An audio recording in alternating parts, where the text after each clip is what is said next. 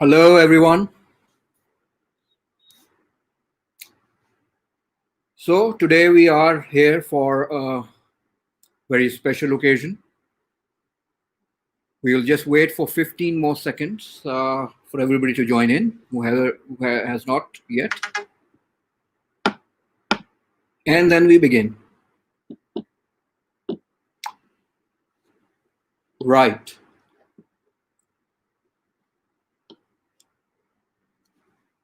So, the first question is: who am I?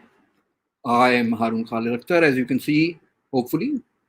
The name is right there. I'm a banker by profession.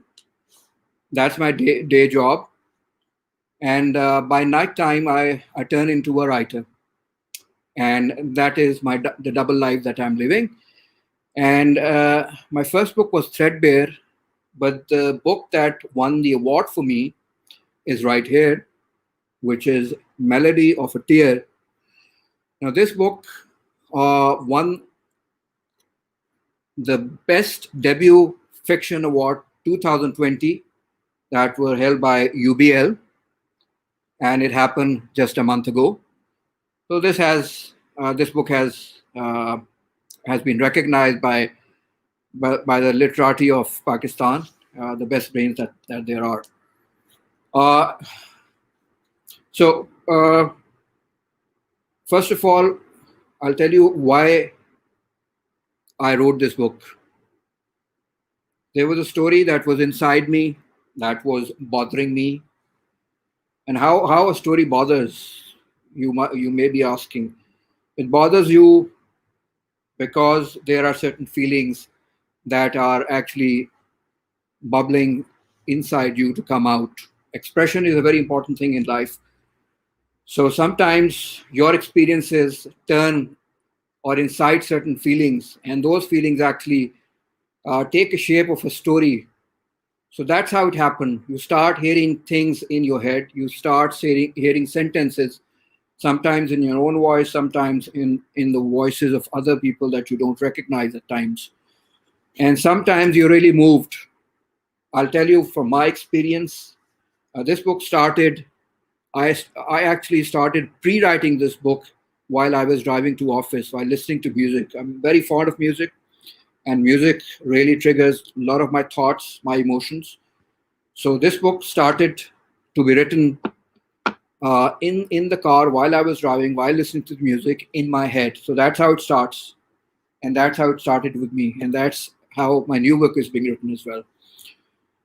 So this story was the motivation was somewhere lying in my subconscious, and subconscious is a very enticing place. I'll encourage you all to explore it. There are a lot of gems that are lying there, and these are gems that pertain to your early age when you were a kid, and you were probably moved by some emotion. So the concept behind this tale is that there is a woman. Yes, a woman is chasing a man because he possesses something very special. And what is that special thing that he possesses? Uh, his name is Zad. Zad possesses a tear that Zara sees in a library trickling down his cheek. And because Zara has been so locked up in emotions, she has been raised as a tomboy, uh, and she has been told to not to adopt anything that is feminine. So she's enticed indirectly by the tear, but maybe some more emotions are behind that attraction. And this is a tale of actually how Zara pursues Zaid, and she goes all the way. I literally mean all the way in actually getting her love. And when I see all the way, it's about actually stepping into somebody's past and actually discovering him or her, in this case him, all the way from his past, from his school. And she wants to actually create an impression within her mind that she is a part of theirs right from the start. And that is the intensity of love that is being depicted here. This is basically a spellbinding tale of love, as Daily Times had called it. So it's a very intense love story. It's not a story, it's not a book that you will read and forget. So, as the Friday Times here say, uh, it's unforgettable. So, it's a story that will stick with you throughout your life. It might prompt you rereadings as well. It's not one of any books that are lying there out on Liberty Books shelves. It's a book that requires concentration, respect, and keenness. And what I promise you is that you will love this book cover to cover. So, what is more about this book? There are a lot of rich characters in this book. Characters are the backbone of any story, and they're very strong, complex, loving characters who are willing to make sacrifices, who are willing to exceed all the limits of friendship. And there are people who are actually enjoying life, even enjoying poverty. So, as I mentioned, Zara is the lead character, and she is chasing Zed, of course. But this is not as simple a story as it is turning as I'm making it out to be. There are other very strong characters. There's one character who is a writer. He is he is Varis, and he's living in a very dilapidated house, which is in a way a reflection of the whole atmosphere of the book. And his role is actually of a very benign manipulator of helping Zara actually attain her goal. This book is also about transformation. Is a very rigid character of Zara, actually raised as a tomboy, strictly prohibited to shed any tears, and she is getting transformed over time in through her pursuit and through the pain that she has to go through that pursuit. And that transformation actually is what will end up into a remarkable release of emotions at a later stage of the book. This book is very strong on imagination as well. It will actually give you experiences of your mind that a normal run of the mill book will not give. So there are some characters that are not there, but they are there, and they are very key characters. And those characters are even making love to the lead character. How is that possible? I won't reveal that. It's up to you to read this book and find out. So, just give you a flavor of what this book feels like. I'll like to read the starting chapter, just a couple of passages. As I said, Zara is locked up in emotions, so she has become suicide prone. And here are her thoughts on the day when she has actually planned out everything and she's ready to die. And these are Zara's thoughts. In matters of private suicide, a woman in particular is really her own advisor, from planning to execution. Unlike a would be bride seeking wedding day perfections, she can't consult anyone on the finer details of the big occasion or on its complex selection dilemmas, such as choosing between formal and casual wear for the limp body that the woman will leave behind, or picking apt words and tones for the explanatory notes that she may consider placing on her pillow, or even finalizing the saddest shade of lipstick.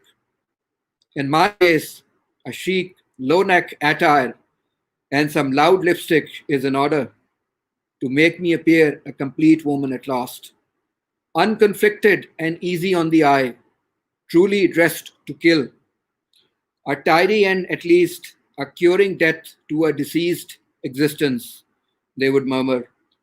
On the flip side, such bold choices may offend some hard nosed relatives who believe death must remain a somber affair, pleasing everybody is tough, especially in demise.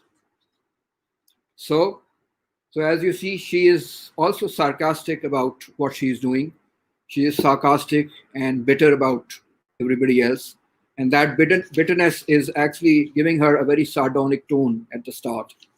And then she's thinking about her mother, which is, she has a very loving mother, really.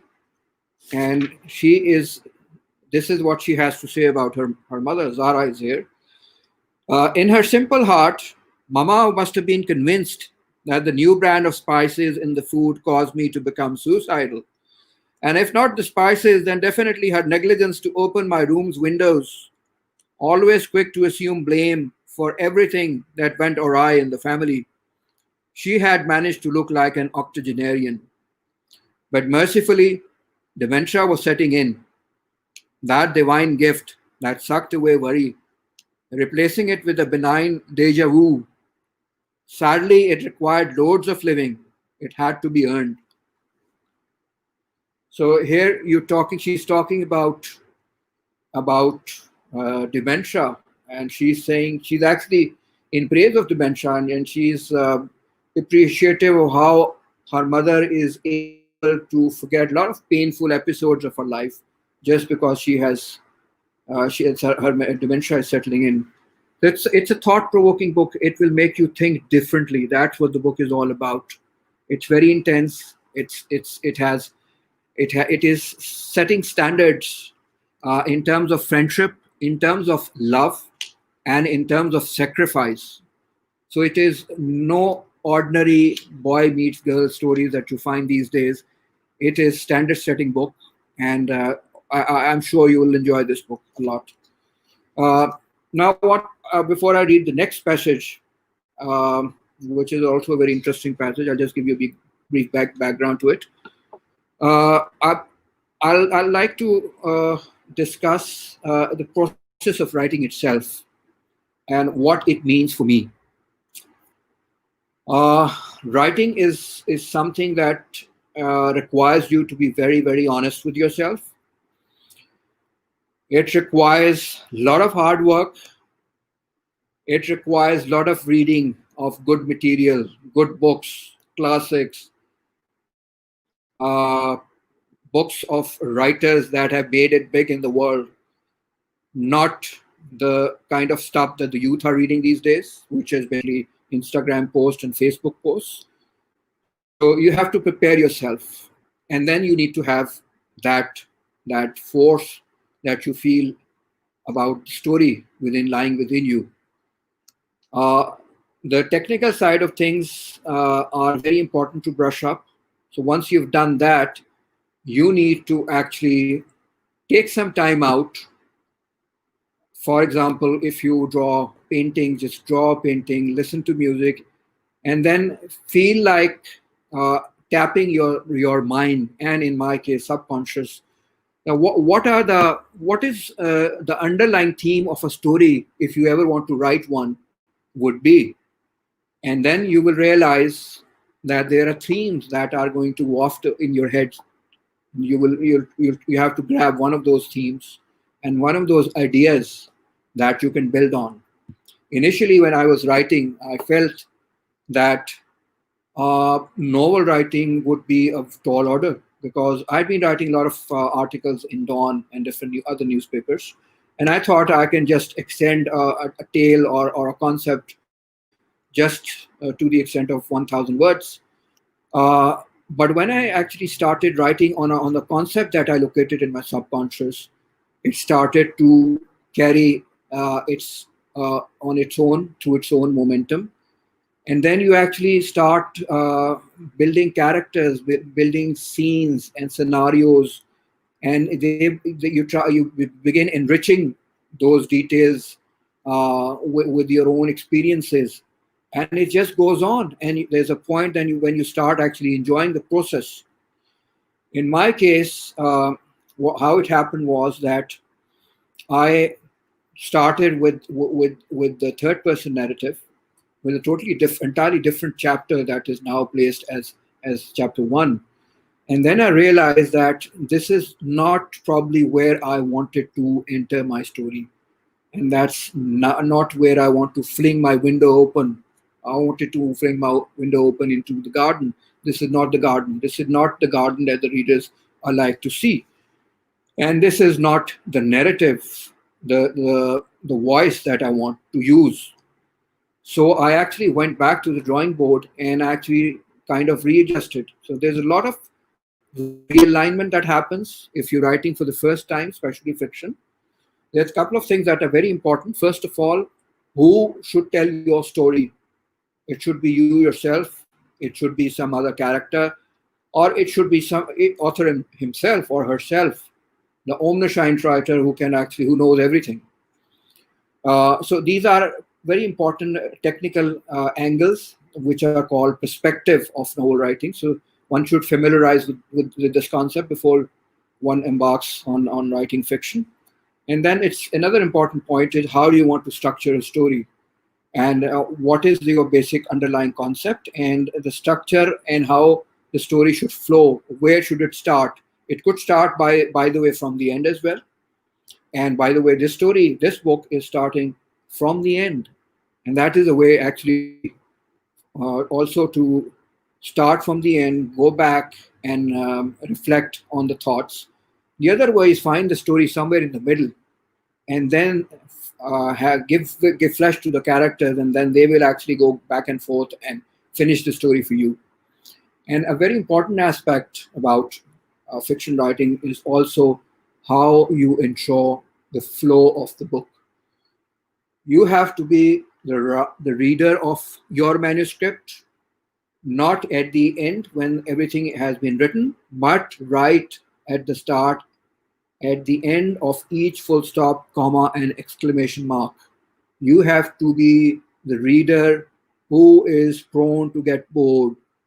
So you have to evaluate and weigh every line that you're writing to ensure that it is making sense, it is fitting in with the story, it is interesting enough, and it carries the flow of the narrative.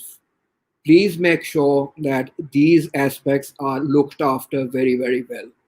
Writers are hardworking individuals, but readers can be very, very cruel. If they don't like the flow, or if they have an argument with the logic that you're putting up, they will actually simply drop the book and they will move to another book. So please make sure that you are the best reader you can find for your own manuscript.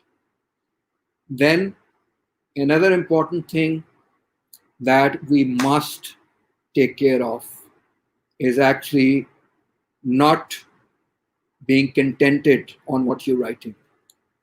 Writing fiction is a process which requires a lot of rewriting. You must have heard about drafts that big writers write. All the Bronte sisters used to do that. Kafka used to do that. Kafka, by the way, used to write furiously at night, and then he used to tear up everything, rip everything apart because he didn't like what he wrote. Luckily, we're living in an age where we can actually use computers and we can erase and rewrite. So writing is very, very important, and rewriting is even more important. So sometimes you're writing your fifth draft, sometimes you're writing your 10th draft. Melody of a Tear is a lot of hard work, and it actually went through so many drafts that I can't even recall. And I was actually concentrating on each and every line, whether it is making sense, whether it is justifying the character's traits. So there are multiple aspects that you have to take care of.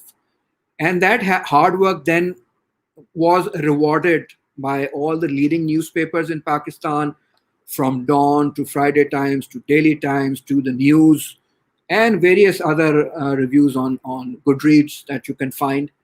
And to crown it all was the award that I got last month, as I mentioned earlier, and that was the UBL Best English Debut Fiction Award.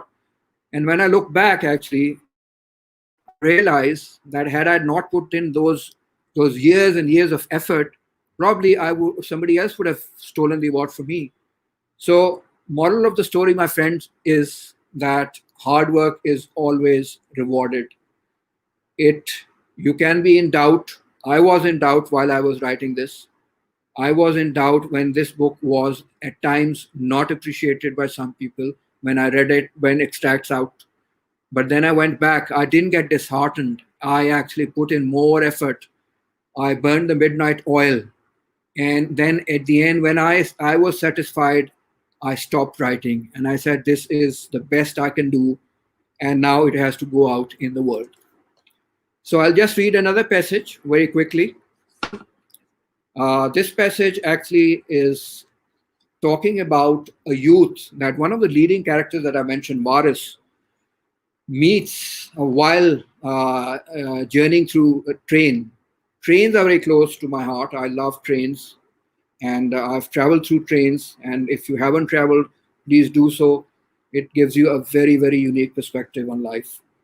So this is a youth here, a budding cricketer that Waris finds, and he's a very interesting character. The youth was trying out different pretexts to converse with fellow passengers. Waris saw the urge and offered help. The young cricketer smilingly introduced himself as an unorthodox yet God-fearing spinner who could briefly bat, and on his day could also hold on to catches. He said his secret weapon was his fluttering, pigeon-like run-up and the bowling action, a muddle of all four limbs that bemused the batsmen into giving their wickets away. No wonder he was called FMD, the acronym for foot and mouth disease, amongst fellow players. His appeal was the longest, divided into 7-act play, roughly covering the 7 stages of man, from an infant's tantrum to a senile man's moan. Aside from trying to melt the umpire's heart, the objective is also to make the batsman walk away out of sheer sympathy for the bowler. So this is a character that you'll find, and what is so unique about this brief relationship on train between Waris and this young lad is that they don't get to actually exchange their names. And then this forces, later on, this forces Waris to comment that probably the friendships that you form during journeys are not lasting. And there's a background to it because there's a broken love affair that Waris has undergone with his friend Hira. So that's a different tale. That is a tale within a tale in this novel. And again, on just briefly on this boy, he's a very interesting chap. So while in the still same trail journey, while passing through Bahawalpur, Waris pointed towards a Haveli and informed him that a headless body had often been sighted by the locals at the window. The boy thrillingly replied that he was too carrying a depressed, asthmatic jinn locked in an empty jam bottle given to him by a holy man, with the instruction to release the poor being far from any urban pollution. The boy had read somewhere that some continental jinns were impotent but lived in denial and tried their luck occasionally by possessing women in desperation. Not to be outwitted, Waris said to the contrary, he had read somewhere that most jinns in the region were practicing Muslims who converted en masse after being conferred minority status by Islam. Moreover, without body, they had no bodily urges, obviously, hence were above sex. Only atheist jinns that flew in from the West a few centuries ago possessed women for fun. So this is a book, this is a tragedy that is wrapped up in comedy, or this is a comedy wrapped up in tragedy, whichever way you look at it. It's a story that will actually get hold of you right from the first page, and there is then no letting go. So whenever you're stepping into Liberty Books the next time around, or if you're shopping, please stop by this book, read the blurbs on its front and back, and then hopefully you'll buy it and enjoy it. Do give your feedback on this book because there's an email that is also given at the end. So if there are any questions I like to answer, here I see a question which is from Lalaine Fatima Rizvi.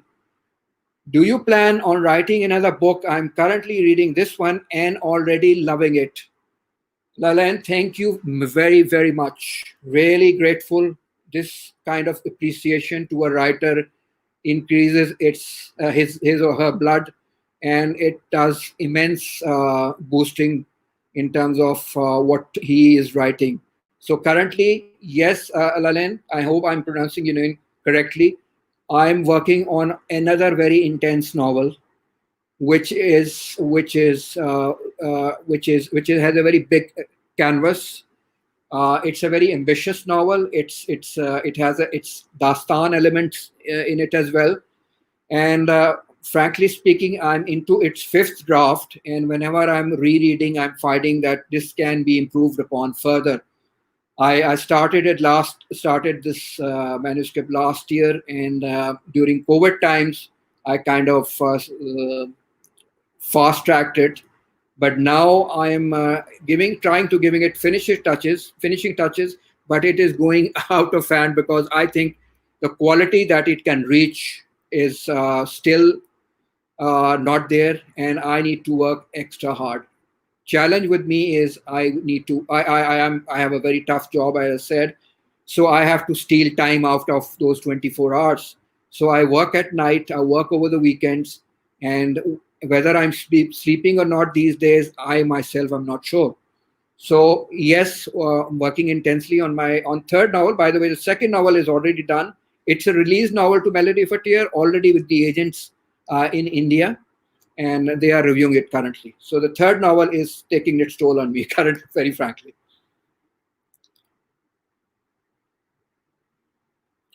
Sharoz Mahmood, thank you very much for your question. I really appreciate you coming here today.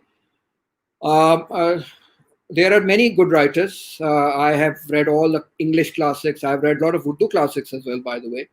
Um, uh, I love Shafiqur Rahman. I've read Shafiqur Rahman. I have read my father's own books as well, Muhammad Khalid Akhtar. Uh, P.G. Woodhouse really was somebody I really enjoyed during my initial college days. Then two books really stand out later on, which I have actually reread as well. One is Arundhati Roy's God of Small Things, that I'm sure you would have all read and would have appreciated. Something totally out of the league, in a different league altogether. It's very, very intense as well. It's very emotional, and it has a storyline which actually doesn't let you go away anywhere. And it's a simple story, but the emotion that this lady can evoke out of you as a reader is absolutely fantastic. And the other book that I like and really reread as well was Michael Ontagi's, who is a Sri Lankan born writer, The English Patient. I strongly advise all of you, lovers of literature, and whoever actually is trying to write something, please read these two novels. The English Patient is very, very lyrical. It's amazing. You must have seen the film as well, but novel is absolutely out of this world. There is so much beauty in that novel. There is so much era of World War II in that novel, and intensity of love affair and the characters. There's a specifically meant I like to mention. There's a Sikh character called Kip, and he's amazing. He's hardly talking in the novel, but you will actually be totally bewitched by him. So there's a lot of good novels out there. Please get hold of all the books, and and please keep growing. Do not settle for novels that are fluffy in nature. Yasmin Kazi, thank you very much for your question. Rather, it's not a question, it's a comment. I'm so glad that this talk has kind of motivated you that you to read my book. I'll really be looking forward to your feedback. And that is what I earlier said is something we all always look forward to as writers. But I really appreciate you being here today. Nisar Hussain Mastoi, thank you very much, and very grateful for your comment, Nisar. You in the picture, you look like a very smart young boy and young man. You must be studying somewhere. I'm very glad that you will be reading my book. I really appreciate it. Please do give your feedback on the email that is given on the book itself. And you finding time out today on Monday. Monday is always tough for all of us. I'm really, really grateful that you were here to listen. Yasmin Kazi Bapsi Sidwa is amazing. She is the first authentic English writer that actually made a name for herself out of Pakistan. Her books are actually the sets the standard for whatever has been or will be written going forward. So yes, Babsi Sid was also my one of my all-time favorite writers, and something that we as lovers and followers of literature should always remember: who is the original writer amongst the noise that we have. Babsi Sidwa is absolutely original in her tone, in her style, in her capability. So she is amazing, and a lot of youth should read her. So I guess we have run out of time. Thank you very much, everybody. Um, I just would like to finish this session with a very brief paragraph reading about the novel writing stuff that I mentioned. So here is Varis, who is also a writer, and he actually he's telling Zara that how he started to write. So he's telling Zara that was my first ever line. That was Varis' first ever line that he wrote that made him a writer. His dagger slipped into her sleeping body sensuously, like an obscene desire, lead, leaving a shy smile upon her face. Becoming hostage on this first line, to this first line, he wrote another 150 pages to dig himself out of the gory beginning. In doing so, the novel completed itself as a whodunit in which the ultimate culprit was a hungry toddler who stabbed his sleeping mother after being trained for months by his psychopath father. So this is how it happens to all of us who are writing. Strange things can happen, strange ideas can trigger.